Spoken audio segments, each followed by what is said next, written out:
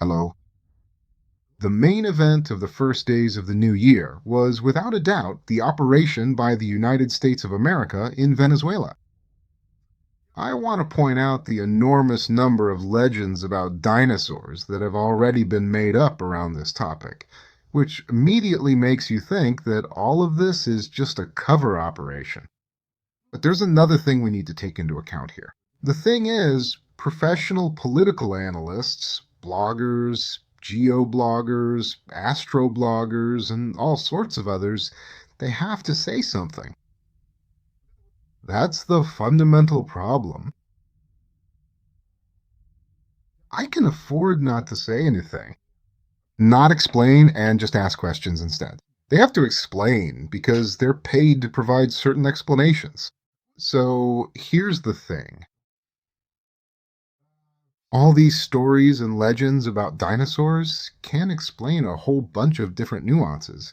For example, why didn't the Russian air defense system work? In the initial stage, they made up a story that the Americans suppressed it completely. Well, it's pretty obvious that doesn't add up because the number of strikes that were carried out was clearly less than the number of radars in those air defense systems. People say, oh, it's the electronic warfare system that just suppressed absolutely everything. Then the immediate question is, what about the Chinese air defense system? Why did all the Cuban fighters who were part of the personal security detail die?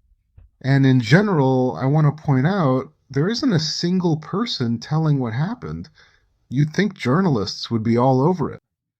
Some staff, some gatekeepers, some cooks, people who might have seen or heard something. Silence. So it immediately follows that it's all a lie. And since it's all lies, I tried today on a closed channel to ask a few questions. In response, I got another round of dinosaur legends.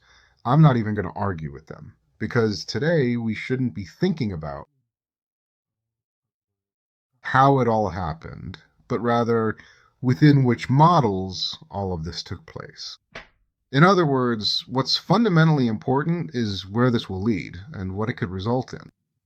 I'd like to draw your attention to the fact that there was news that this so-called coalition of the willing, which dreams of keeping Ukraine as a colony of the European Union, well, actually, a colony of London, the coalition of the willing, if I remember correctly, unexpectedly got a resounding slap in the face. The United States of America refused to sign the guarantees. Now, let's take a look. In our new national security doctrine, it says that we're supposedly returning to the Monroe Doctrine. That makes everything clear with Venezuela. Maduro's problem wasn't that he was fighting with the United States of America, after all, shouting about the treacherous gringos in Latin America. No one ever got in his way because he got too friendly with some alternative powers. Well, for example, with China. And then accordingly, the situation becomes clear. Maduro, this is also already known, received, excuse me, Maduro received a guarantee from China. A meeting with a Chinese representative took place literally just a few hours before the American operation. So he let his guard down. And then suddenly it turned out that the Chinese guarantees didn't hold up. Again, we're not going to argue now about why they didn't work or how they didn't work. What's fundamentally important is something else. What will the model be? So on February 21st, during the conference of the Kazan Foundation, the traditional annual one, we'll try to at least roughly formulate it, because right now we see several possible options. But I want to draw your attention to the fact that if it's the Monroe Doctrine, then in that case, who deals with Western Europe? Trump has already explained what Western Europe is in his concept. It's this neutral zone from Poland to Italy. Everything to the west of that's the West, and everything to the east isn't his concern. The question is, why is he so concerned about the Middle East? He's concerned about it for two reasons. The first is that Israel is there, and he clearly has some very informal relations with them. And the second reason is that it's about oil reserves. And here comes a fundamental question. Everyone's shouting back and forth about the price of oil.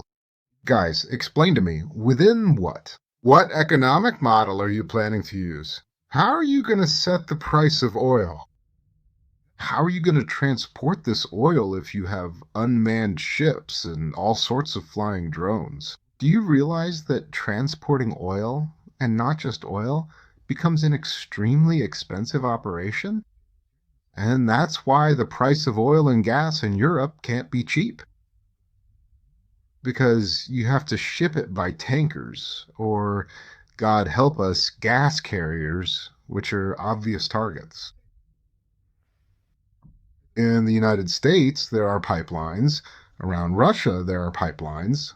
But in Europe, there are no pipelines. I mean, they used to have them, but they damaged them themselves with their own efforts.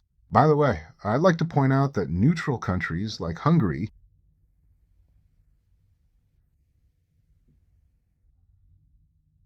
Slovakia really want to preserve the pipelines.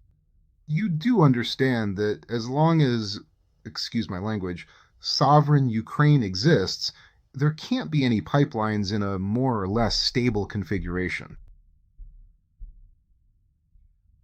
This is indeed the central and significant question that we ourselves will certainly be thoroughly answering during our upcoming conference event. I think we'll be able to do that already. Well, at least get close to that topic. What will the global markets look like? Some people are already shouting, look, gold is going up, silver is going up. But just imagine, what about countries, well, strong countries like India, China, or even Russia for that matter? If the dollars leave, they don't have their own currency. Don't try to tell me that China has a stable currency. It's only stable as long as there's a constant inflow of dollars. Well, India is a whole different story altogether. This is the situation we're in right now. This is actually the most interesting and most difficult question, and it's the one we need to discuss today. Everything else doesn't really matter that much. By the way, speaking of Venezuela, I can only offer a hypothesis. The thing is, Venezuela was the main, a constant thorn, always in Trump's side. And it doesn't really matter what exactly that thorn was, whether it was Russian, Chinese, Iranian, or someone else's influence. What matters is that the thorn was stuck in by the British. And that's why the hardest blow from this whole operation was dealt to London. Whose enemy is London? And this operation seriously weakens London itself. So, to sum it up, I think that what happened, well, first of all, forgive me, but it actually works in our favor. And by the way, let's see, will Russian companies continue their activities in Venezuela or not? So far, there isn't even a hint that they have to leave. It's like the story in Syria, you know? At first, everyone was shouting and screaming, saying, that's it, another defeat. Now the bases will leave. But in the end, the bases stayed. Russian ones, and now they're even starting to ask us if we could strengthen our presence. Whether we should do that or not is a separate issue. Again, in this sense, we're no better than they are. We don't have a model for the future either. And let's face the truth about ourselves. Just a little bit. With our somewhat colonial financial capitalism, we can't really be liked. What people like about us are the remnants of the old Russia, what's left from the Soviet Union. Yes, and it's the same in Latin America, in Venezuela too. We are present more as a kind of fragment of Soviet ideas. And that's something we should also think about. This is a truly fascinating and very interesting topic. What exactly are we going to offer specifically to assist those people facing challenges in the nation of Ukraine? Okay, the confusion will pass, but then what? Who exactly are we going to offer these opportunities to? Are we truly going to bring back that specific part of the Ukrainian oligarchy that is currently residing in Moscow? Ran away. Who in Ukraine is going to sign up under them? Well, let's be honest with ourselves about that. And for that reason, I believe that, well, if we're talking about the economic models we'll be living in, that's for February 21st. That's for the conference. And as for everything else,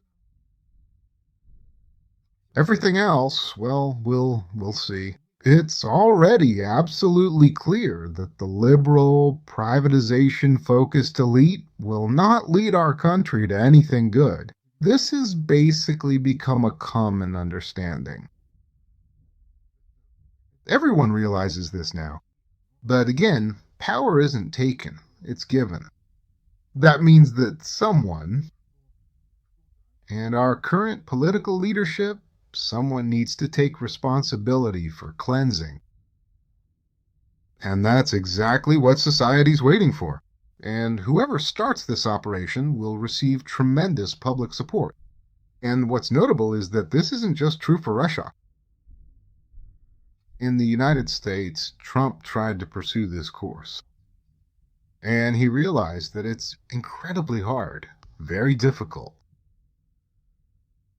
In Western Europe, there aren't even any hints yet that this might happen. That's absolutely and exactly why I think there's nothing left to deliberate upon regarding this particular entity. It's completely dead as a doornail.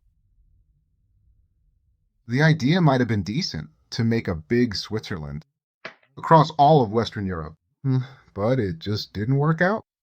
Sorry for the bluntness. That's why I believe we need to look to the future with optimism. Ignore all the doomsayers who, once again, I can't say there are more of them now.